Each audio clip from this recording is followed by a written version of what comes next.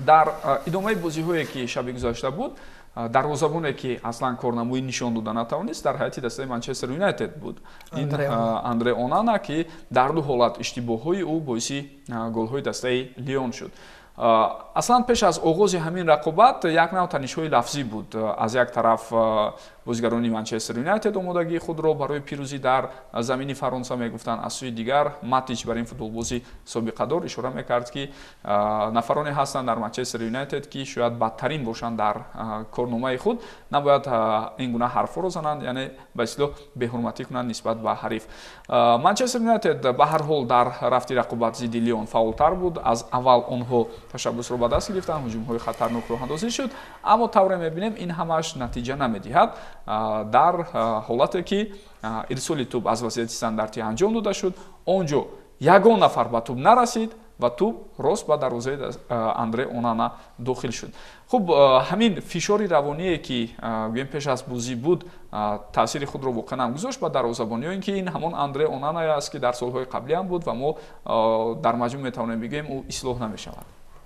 Ман фикр мекунам ӯ дар гузашта низ аз осмон ситора ба қавле нафаровардааст ки ин қадар даъво ҷанҷол кунад ва дар натиҷа чун гуне ки дидем собиқ бозигари худи Манчестер Юнайтед намояндаи кишвари Сербия ҳақ баромад ва инҷо то ҷое метавонад танишҳои лафзиам фишори равонӣ расонад, вале ман ба назари ман ба таври умум Онана чӣ тавре ки пештарам иштибоҳ мекард дар бозии пурфишор, дар бозии серақобат ӯ иштибоҳ карда метавонад. Бубинед мутаассифона барои худи Манчестер Юнайтед ду голи Лион аз ду иштибоҳи худи Онана сар зад ва барои ман аҷиб аст ки чаро нафаре ки айни ҳол дар Фиорентина медурахшад 11 сол дар Манчестер Юнайтед буд, бе ҳичи аз даста ҷавоб доданд. Дехеае ки ба назари ман як сару гардан боло аз он маҳорате ки худи Онана нишон медад ва дар ин ҷо аввал бояд корро кард, баъд гапи зиёдатӣ зад, чӣ гуне ки Рафиня дар бозӣ пеш аз бозӣ муқобили Аргентина бо Ромарио бисёр суханҳои қабеҳ гуфта буд ва баъдан мо дидем ки чӣ гуна шуд, ҳолат чӣ гуна шуд. Аввал бояд сухан кард, аввал бояд дар амал татбиқ кард ва баъд аз он таъриф тавсиф кард. Ҳамин хеле дигар Онана ҳам мехел гуфт аслан Матич суханҳои дуруст мантиқӣ гуфт, на ба Ван дер Сар баробар мешавад, на ба Шмейхел ва на ба каси дигар. Он нафарон воқеан ҳам чирои дастони Юнайтед буданд ва ин ҷо агар иштибоҳи худи Онана як тараф ҳам бошад, вале ки Манчестер Юнайтед ҳам шоистаи таъриф нест бозиаш. Бубинед дар масири мавсим мо дида истодаем ки чӣ гуна мушкил дорад даста ва инҳо бояд имконияти охирини наҷоти мавсимро ба дурустӣ истифода баранд, на оне ки чунин тавр бо Лион бозӣ мекунанд. Бале, голе ки ҷавобӣ буд дар дақиқаи панҷум иловагӣ аз сӯи Лениоро дифогари ҷавони дастаи Манчестер Юнайтед зада шуд ва қисми якум бо ҳамин 1-1 ҷамъ баст шуд. Ва дар идомаи ҳамин рақобат дар рафти қисми дуюм тавре дида мешавад Манчестер Юнайтед боз ҳам аз ҳисоби ҳуҷумҳо, вазъиятҳои хатарнок, албатта аз дастаи мизбон ҳеҷ камоӣ надошт, вале Талисо бо ҳамроҳии Александр Ляказет ва Раян Шерки футболбозони бисёр фаъол дар ҳайати Лион буданд ки ҳуҷумҳои хатарнок ташкил мекарданд. Ҳатто чанд дафъа наздик буд ҳам Ляказет, ҳам Талисо ба дарвозаи дастаи Манчестер Юнайтед гол зананд, аммо мо дигар дар рафти ин бозӣ то гӯем даҳаи охир голҳоро надидем ва он ҷо баъдан футболбозони Манчестер Юнайтед дар ҳисоб ба пеш баромаданд. Хуб, имкониятҳои Манчестер Юнайтедро давлат шумо чӣ гуна мебинед? Воқеан ҳам мавсими бисёр бади худро бо пирӯзӣ дар мусобиқаи Лигаи Аврупо онҳо наҷот дода метавонанд ё ин ки на? бبینید که از جانب سرمربی دسته منچستر یونایتد طرز نادرست انتخاب فوتبالبازان دیده می شود. اگر اهمیت داده باشد فوتبالبازانی که هیئت این دسته را ترک میکنند در دیگر دسته ها خیلی هم خوب هنرنمایی میکنند.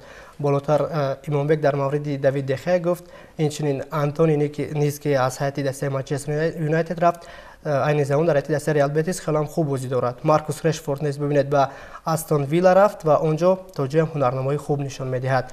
اینجا فوتبالبازان خط حمله دسته منچستر یونایتد نمیتوانند از امکانات‌های به عمل آماده استفاده برند و این چیز بار اول نیست که در رقابت امروزه دیده شد. آنها در پرمیر لیگ و دیگر مسابقه‌ها نیز بسیار هم بد بازی میکنند و امید یگانه آنها این زمان همین لیگ اروپا است که آنها را میتواند با موسم نوبتی به مسابقه‌های اروپایی راهشان را هموار کند. ولی شانس دارن برای غلبه کردن در همین مسابقه؟ با فکر من نه. هرچند اگر از مرحله چهارم نهایی توانند که لیون رو گذارند، ولی در دور نیم نهایی دسته‌ای از این هم میتونن پرقوت‌تر منچستر یونایتد رو شکست بدهند. در مورد هنرنمای دروازه‌بان اندره اونانا، او بار اول نیست که به چنین اشتباه‌ها راه می‌دهد. اگر اهمیت داده باشید قبلا در هیئت دسته منچستر یونایتد حمایتگر مرکزی هری ماگوایر او هم به اشتباه راه میداد و مورد تنقید شدید مخلصان و دیگر کارشناسان نیز قرار میگرفت. در رقابت امروزه اندره اونانا بسیار هم بد بازی کرد و همون تنش‌های لفظی که قبل از شروع رقابت داشت توجیه و هنرنمایی او و میتوان گفت که تاثیر هم گذاشت. بله، من فکر میکنم منچستر یونایتد امکانیت دارد برای ادامه مبارزه. ببینید با رئال سوسییداد هم چنین بود، آنها نتیجه مساوی در سفر برایشان تامین کردند و در خانه با چه نیرو با چه انگیزه، حتی کسی انتظار نبود که در چنین شرایط مشکل برای دیوانسور آنها با حساب بزرگ پیروز میشوند. آن هم رئال سوسییداد است که در اسپانیا برای دسته‌های پرقدرت مشکل ایجاد میکند و اینجا جالبیت عادی در این است که ببینید بازیگران سابق و به قول نادرکار برای خود دسته‌های توپ انگلیسی و نفران سابقه دار عین حال در لیهان هستند، ولیکن برعکس این بازیگران در بازار سرطلبگار و قیمت جوان در یونایتد هستند. ببینید اینها به یک سر و گردن نمیتونن وکالت برای یونایتد. ما میتوانیم مثال بیاریم خود میتلند نایس، خود کارنتین تالیسا، خود لکازت که در خود آرسنال بود، ماتیچ. ببینید اینجا از استعدادهای جوان تنها راین چرکی را میتوان مثال آورد وابسته به سن سال. دیگران نفرانی بودند که تا جای نادرکار شدند برای اون چمپیوناتی قوی‌تر. اولی که ببینید در یونایتد نفری که در فوتبال اروپایی نو میدرخشد ارزش گران پیدا میگیرد، همونو به یونایتد میبیاید و این نفرانی به قول خوندرجوش و پر استعداد ببینید مدام ضد آن سابقه داران و نفرانی که سالیان پیشتر خوب بودند، پر ارزش بودند، مبارزه به قول تو جای برابر نشان دادن نمیتواند. تو جای اگر در همین بازی اگر خودی آنانا اشتباه کرد و صدر روی کامیابی یونایتد شد، در دیگر بازی هم چون این طور مشاهده میشد. ولی من فکر میکنم که آنها در خانه خود وضعیت را اصلاح میکنند و برای این جایزه آنها تا به آخر مبارزه خواهند بود.